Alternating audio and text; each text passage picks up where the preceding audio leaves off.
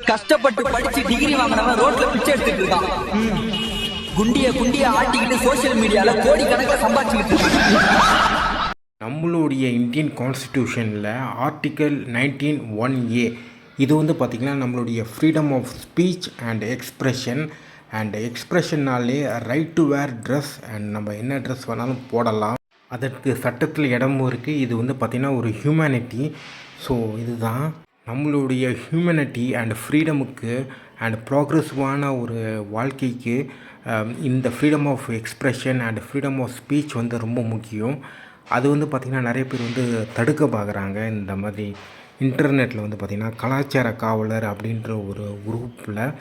So இதுதான் இவங்க இந்த மாதிரி தற்குறித்தனமான ஒரு வீடியோ போடுறதுக்கு வந்து பார்த்திங்கன்னா இன்னொரு காரணம் இருக்குது. இவங்க கான்ஸ்டண்ட்டாக கம்பேரிசன் பண்ணிகிட்டே இருப்பாங்க. அந்த கம்பேரிசன் வந்து பார்த்திங்கன்னா ஒரு பொறாமையில் தான் போய் முடியும்.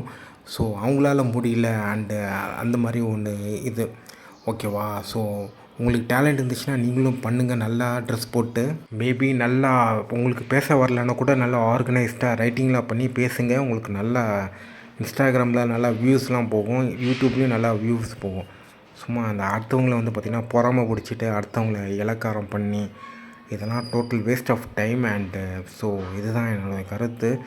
And freedom of expression and speech வந்து கண்டிப்பாக ப்ரொடெக்ட் பண்ணியே ஆகணும் இந்த மாதிரி நபர்கள்கிட்டேருந்து.